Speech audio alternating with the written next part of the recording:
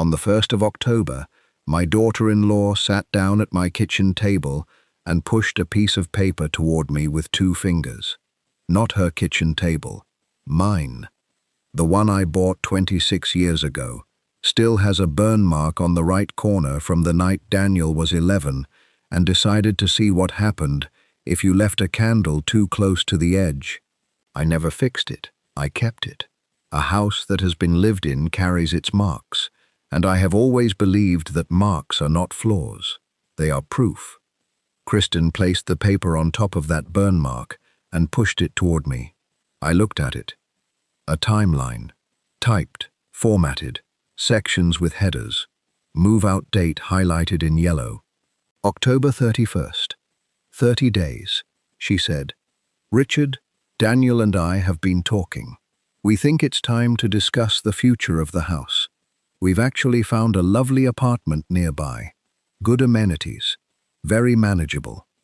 I looked at my son Daniel, who was sitting next to his wife, looking at the window. I looked back at the paper. I picked it up. I folded it once, cleanly. The way you fold things when you want your hands to be doing something while your mind is doing something else entirely. I placed it beside my coffee cup. I said, "All right." They left 40 minutes later. Kristen was satisfied. I could see it in her posture as she walked to the car. Limes, Daniel didn't look back. I sat alone at my kitchen table with the burn mark from 1999 and a folded timeline and a cup of coffee that had gone cold. I looked at the paper. 30 days. I thought, no, not 30, 29. My name is Richard Ellis. I'm 62 years old. I spent 28 years in military intelligence, reading people, reading situations, building responses that were correct rather than immediate. I retired 4 years ago. I kept the dog tags, old habit, and the morning Kristen put that paper on my table was the morning I remembered exactly who I was before I became someone's quiet, unremarkable father-in-law. 29 days. She had no idea what was coming. Let me tell you about this house first. I bought it 30 years ago with my wife Caroline, the year Daniel turned 2. We had been in base housing until then. Functional, clean, completely without character in the way that things designed for temporary occupation tend to be. When I came back from my second overseas deployment, I told Caroline, we are buying a house. A real one that belongs to us. She said, where? I said, here, this town, where you grew up. She said, you don't have to do that. I said, I know I don't. We found this house on a Saturday in March. I walked through the front door, and I knew before I reached the second room. 30 years of operational instinct and the ability to assess a situation quickly. And I walked into this hallway and I thought, this is it. Not because of the architecture, because of the feeling. Some places feel like safety. This was one of them. We paid for it over 15 years. I was away for significant portions of those 15 years. Deployments, assignments, the particular kind of absence that military service requires. Caroline held everything together while I was gone in the specific, quiet way that military spouses hold things together, which is one of the most under-acknowledged forms of strength I have ever witnessed. Daniel grew up in this house. He learned to ride a bike in the driveway. He did his homework at the kitchen table. He broke 3 windows over the years, 2 by accident, 1 by a decision he still has not fully explained. And we fixed each one and moved on, because that is what you do. Caroline died 7 years ago. Cancer. We had 2 years of knowing it was coming, and it still arrived faster than either of us was ready for. She was 56. I will not spend long on this because I am not able to speak about it quickly and keep my composure. And composure is something I have always valued. What I will say is this. After she died, I stayed in the house. Everyone had opinions about this. People told me it would be easier to move. People told me that a fresh start was healthy. People told me that staying was holding on. I told them that staying was a decision I had made clearly and that I was not interested in revising it. I had 30 years of Caroline in those walls, in the garden she planted, and the curtains she chose, and the particular smell of the kitchen on cold mornings. I was not leaving that. I continued my work for 3 more years after she died, classified work, which means I cannot tell you the specifics, but which I can describe in general terms as the kind of work that requires you to maintain complete composure in situations where composure is the hardest thing to maintain. I was good at it. I had always been good at it. I retired 4 years ago, at 58. A quiet retirement. No ceremony, no speeches. You don't get ceremonies in intelligence work. You get a handshake and a folder of paperwork, and you drive home in your own car, and you sit in your kitchen, and the silence is very loud for the first few weeks, and then you adjust. I kept the dog tags, 28 years of carrying them. By the time I retired, taking them off felt wrong, so I didn't. Now Daniel, my son, is 32 years old. He has my build, broad, solid, and his mother's eyes, which is the combination I would have chosen for him if I had been given a choice. He works in project management for a logistics company. He is capable, organized, and has a quality of steadiness under pressure that I recognize because I spent 28 years developing the same quality in myself and in others. He also has a tendency, which I noticed when he was young and have watched develop in his adult life, to absorb the preferences of whoever he is closest to and carry them as his own. When he was a teenager, this meant he changed his opinions based on his friend group. When he married Kristen, it meant something more consequential. Kristen is 29.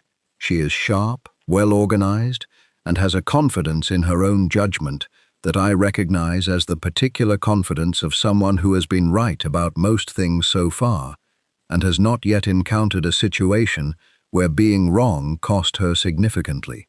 She was about to encounter one. They married 18 months ago. I attended the wedding, sat in my designated seat, shook hands with people I had not met, and came home to my house and my silence. In the 14 months since the wedding, my visits with Daniel had decreased from weekly to monthly. I noted this without comment. New marriages require adjustment. I gave it space, but I watched. Old habit. In 28 years of intelligence work, you never stop watching. And what I watched was a man slowly replacing his own perspective with someone else's. Not maliciously, not dramatically, in the quiet, incremental way that water reshapes stone. So gradual you almost miss it. I almost missed it. And then Kristen put a timeline on my table, and I stopped missing things. Here is what Kristen did not know about me. She knew I was retired military. This fact existed in her understanding of me, the way facts exist when they have been filed under noted and set aside. Acknowledged, not examined. Retired military meant, I gathered, former relevance. A man who had once been useful in ways that no longer applied. She did not know the specifics. So, 28 years in military intelligence is not the same as 28 years in any other branch of service.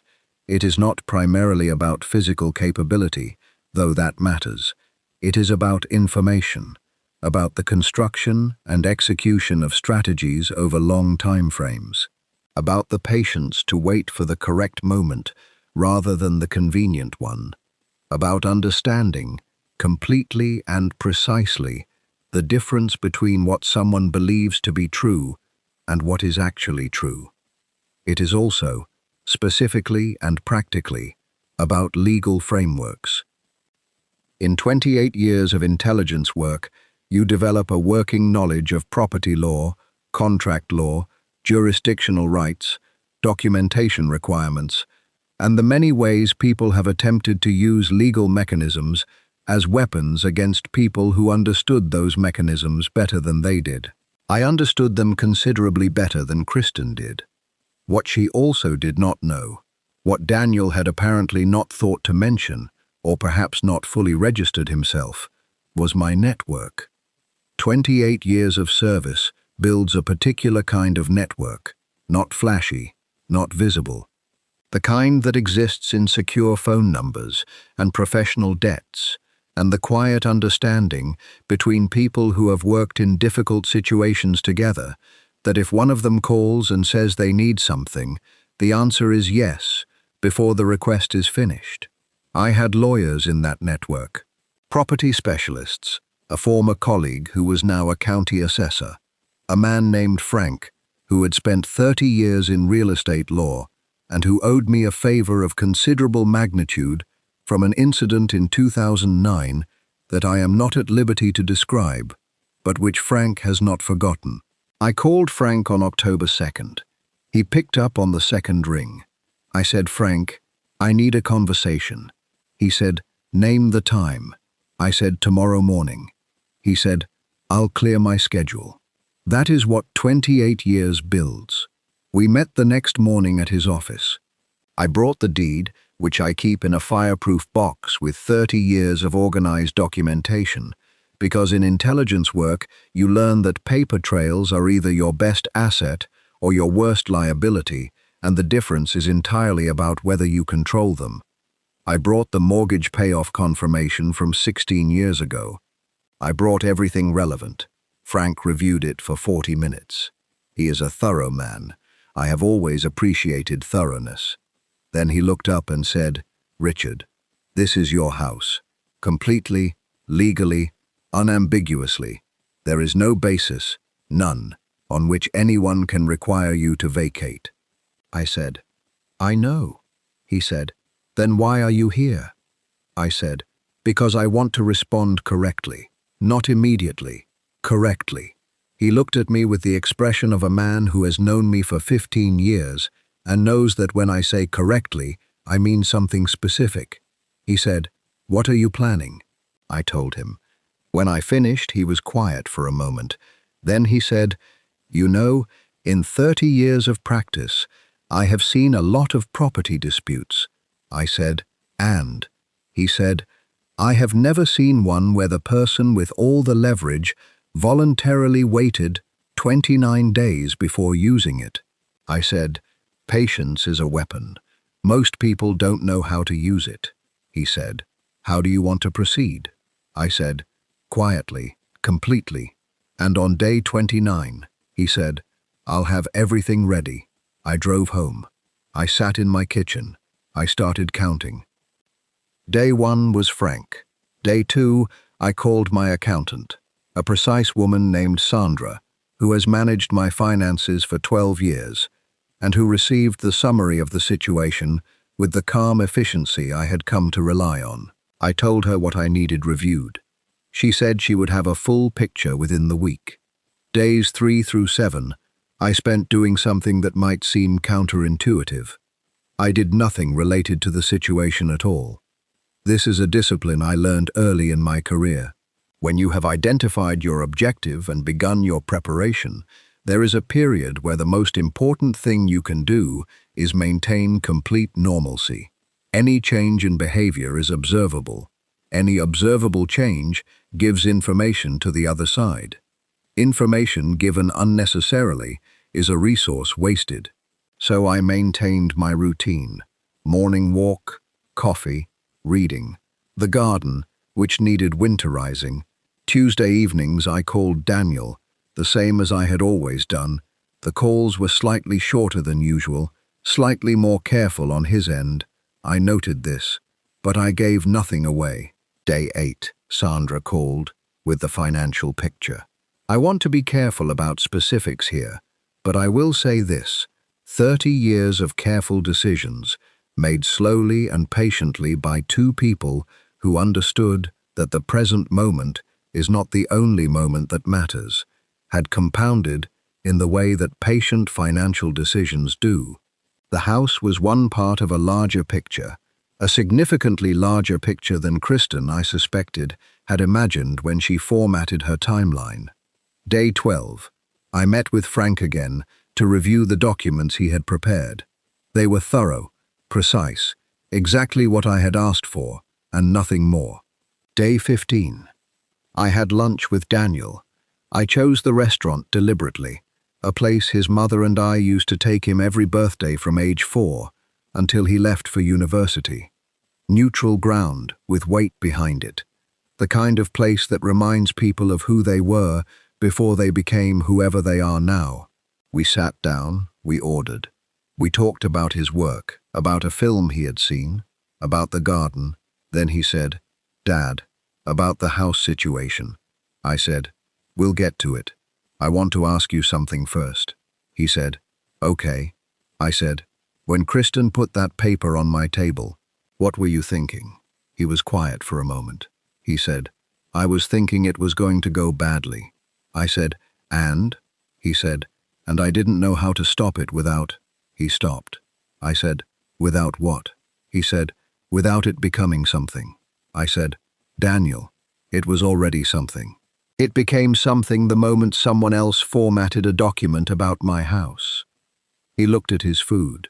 I said, "I'm not angry at you. I want to be clear about that. I'm asking because I need to understand where you were." He said, "I was on her side. I thought she made it sound reasonable." "She always makes things sound reasonable." I said, "She is reasonable. That's not the issue.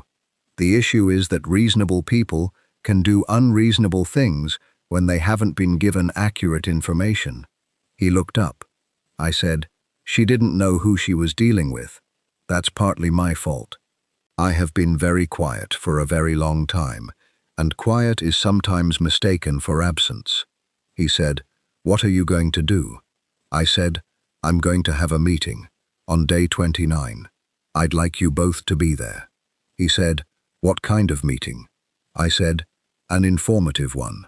He studied me for a moment, the way he used to study me when he was a boy, and was trying to determine whether I was serious about something. He always had good instincts. He got them from his mother. He said, "Should I be worried?" I said, "Not if you trust me." He said, "I trust you." I said, "Then come on day 29. Day 22. Everything was prepared. I called Frank. He confirmed. I called Sandra. She confirmed. I spent days 23 through 28 doing something I had not done in several years. I went through the house, room by room. Not packing. The opposite of packing. I sat in each room and I looked at it properly. The study where Caroline used to read on Sunday mornings.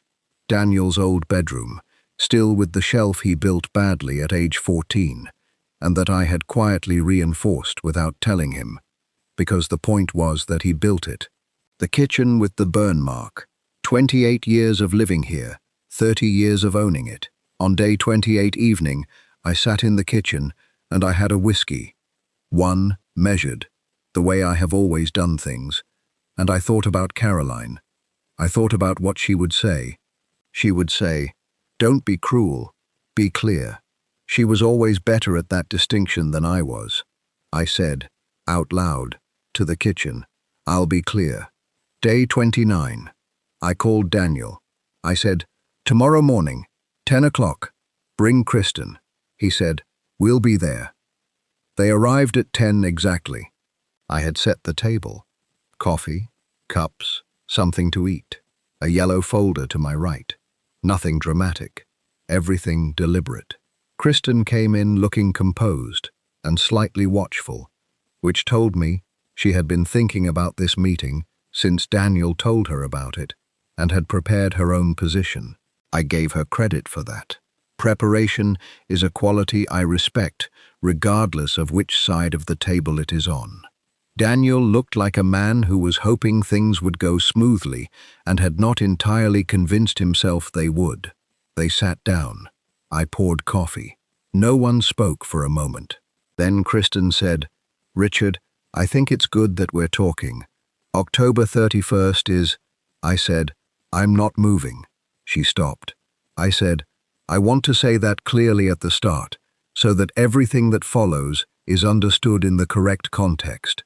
I am not moving. I will not be moving. The timeline you prepared is not something I am going to honor, she said. We discussed, I said. We didn't discuss anything. You presented me with a document. That is different from a discussion. She looked at Daniel. He was looking at the table. I reached to my right, and I opened the yellow folder. I said, I want to walk you both through some things. I'll be as efficient as possible. First document. The deed. I said, this house has been in my name, solely, since Caroline's death 7 years ago. Before that, it was in both our names for 23 years. The mortgage was paid in full 16 years ago. I own this property completely and without encumbrance. There is no legal mechanism, none, by which either of you can require me to leave it. I placed it on the table. I said, I'm not showing you this as a threat. I'm showing you this as a foundation. Everything else builds on this. Second document, revised estate papers. I said, 3 weeks ago, I met with my attorney and revised my estate documentation. I want to draw your attention to the section concerning this property. I let them read. The section was clear. The house had been removed from Daniel's direct inheritance. In its place, a trust, administered by Frank, with specific conditions governing its use and eventual disposition. Daniel's name appeared in a different section, related to other assets, but not this one, not the house. Daniel read it twice. He said, Dad. I said, I want to be clear. This is not a punishment. This is the current state of my estate planning. I'm showing it to you because you have a right to know. Kristen said, You changed your will because of... I said, I changed my estate documents because a situation arose that required me to think carefully about what I actually want. That is what estate planning is for. Third document, property assessment, current market value. I placed it between them. The number was significant. 30 years of appreciation in a neighborhood that had changed considerably since we bought it.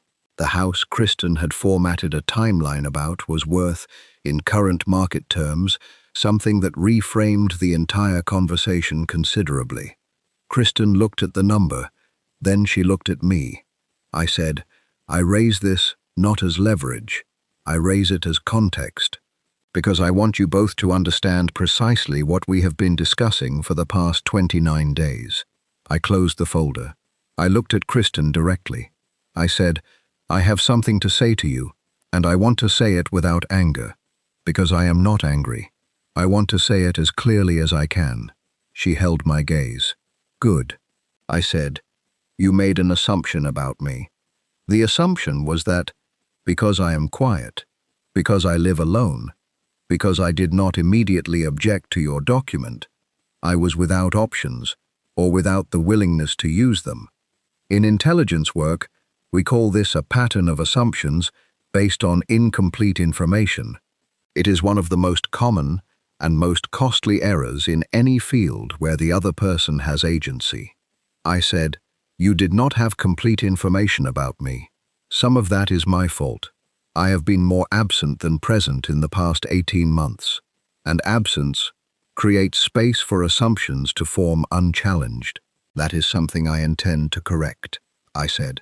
But I want you to hear this clearly. Quiet is not the same as powerless. Patient is not the same as passive.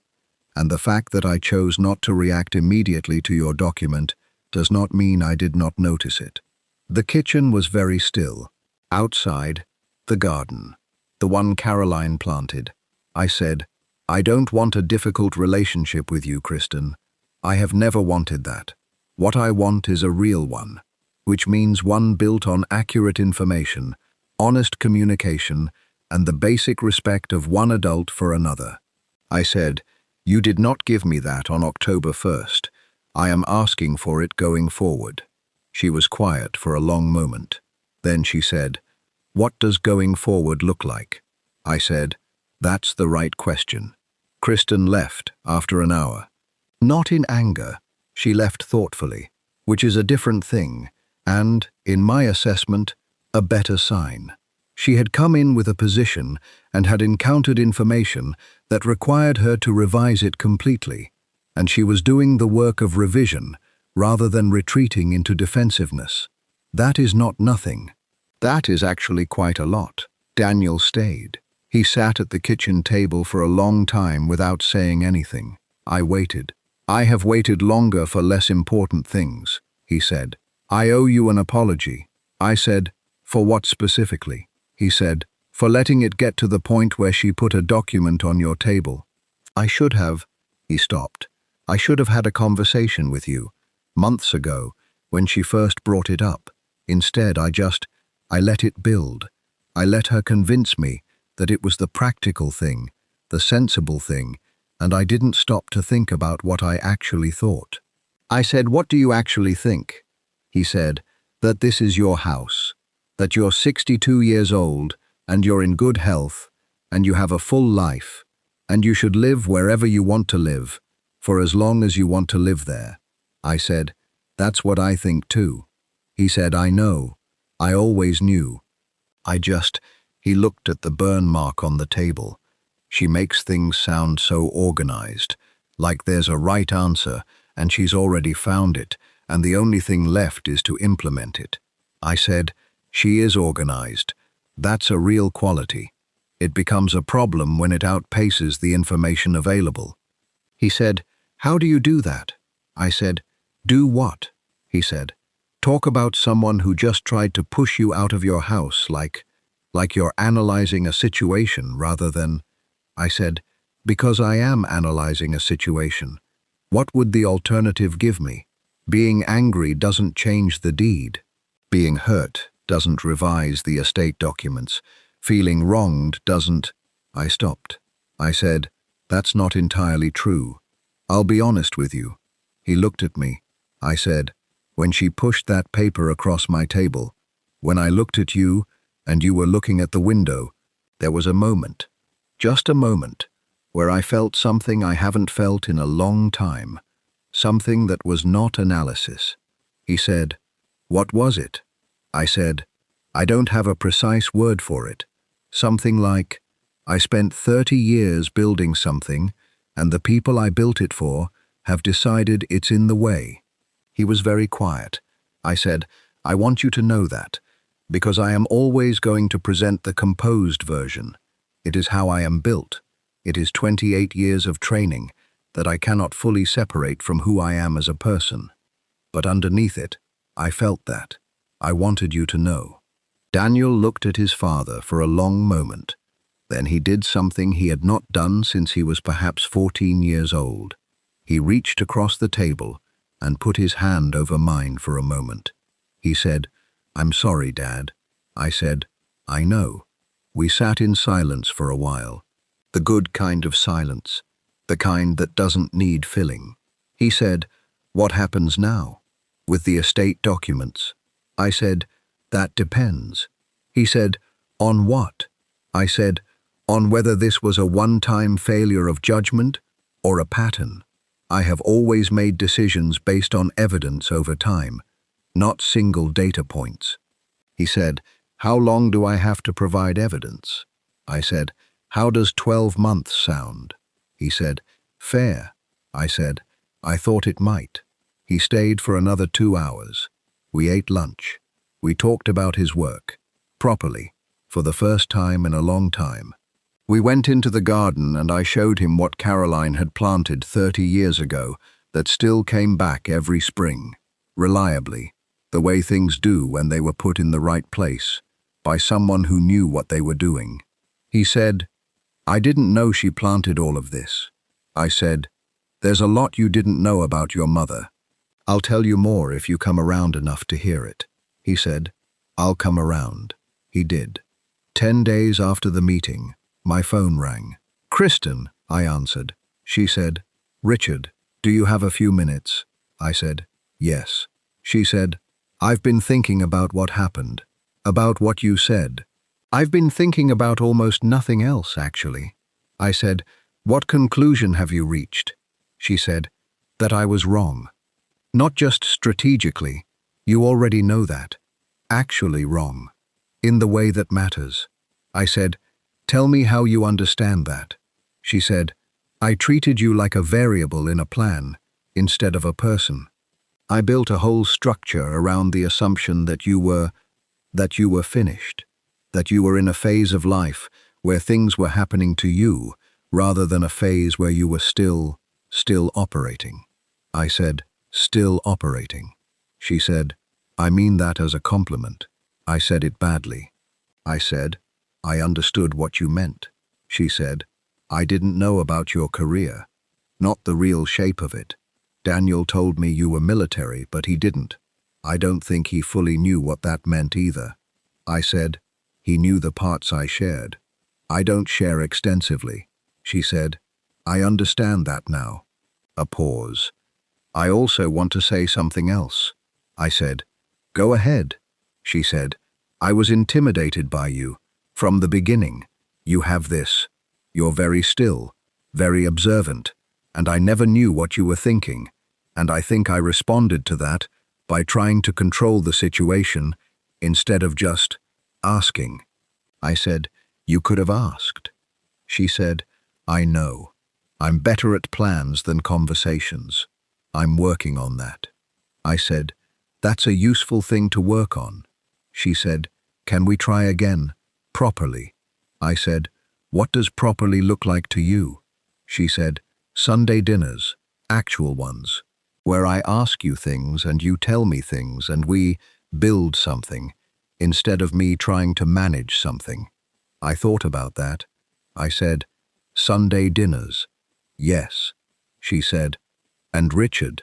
I said, yes. She said, for what it's worth, I understand now why you waited 29 days instead of 30. I said, do you? She said, you needed to be certain, and you needed it to be your timing, not mine. I said, that's correct. She said, 28 years. I said, you learn things. That was 2 years ago. I still live in my house. I intend to continue living in it for many years yet. The garden came back this spring the way it always does. The things Caroline planted 30 years ago, reliable and unhurried. Daniel comes on Saturdays. Sometimes we work in the garden. Sometimes we sit and drink coffee and talk about nothing in particular and everything important. He has relearned, or perhaps learned for the first time, how to be present with me without an agenda. That is not a small thing. That is, in fact, a very large thing. Kristen comes on Sundays. She brings questions, real ones, about my career, about intelligence work, about decisions I made over 28 years, and how I made them. She is studying for a professional certification in organizational strategy, and she has decided, apparently, that I am a useful resource. I find this genuinely amusing, and I have told her so. She said, is it okay that I'm using you? I said, it's okay when the using is honest. She said, it is. I said, then yes. She is going to be formidable. She already is, but in a direction that has now been correctly calibrated. Someone told her, once in a kitchen, over coffee and a yellow folder, that complete information is the difference between a plan that works and a plan that doesn't. She took it seriously. The estate documents.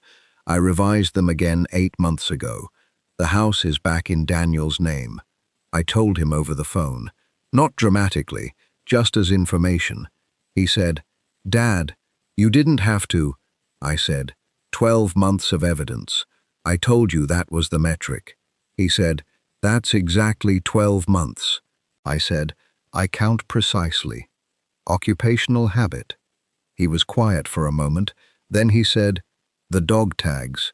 You still wear them? I said, yes. He said, why? You've been retired 4 years. I said, because 28 years doesn't stop being 28 years. Because you changed your schedule. He said, is that the only reason? I thought about it. I said, no. The other reason is that your mother gave me the second one. the one underneath. She had it made when I came back from my first deployment. She never told me why. She just put it around my neck and said, "Now there are two." He didn't say anything for a long time. He said, "I didn't know that." I said, "Come Saturday, I'll tell you more things you didn't know." He came Saturday. He has come every Saturday since. One thought to leave you with. The 30 days were never about the house. I knew from day one, from the moment I sat alone in the kitchen with the folded paper and the cold coffee, that the house was never in real danger. I knew the deed. I knew the law. I knew that no timeline prepared by someone without legal authority changes the legal reality of ownership. The 30 days were about something else. They were about what comes after the house, the relationship with my son, the possibility of a real relationship with my daughter-in-law, the question of whether what had happened was a moment of poor judgment or a direction of travel. 29 days of preparation gave me the answer, not because of the documents and the lawyers and the property assessment, though those were necessary, but because of what I observed during those days. Daniel, slightly uncomfortable on our phone calls, trying to do right by everyone and not knowing how. Kristen, efficient and certain, not yet aware that her information was incomplete. People who are fundamentally decent, operating on bad assumptions. That is a problem with a solution. The solution is not a legal confrontation. The solution is complete and accurate information, delivered clearly, at the correct moment. Day 29 was the correct moment. I have spent 28 years understanding the difference between force and precision. Force is loud, immediate, and satisfying in the moment. Precision is quiet, patient, and solves the actual problem. The actual problem was not the house. The actual problem was the people I loved did not know who I was. Now they do. I still wear the dog tags.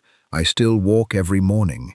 I still sit in the kitchen where the burn mark is and drink my coffee before the rest of the world is awake. Nothing changed. Everything changed. 29 days. I'll see you in the next one.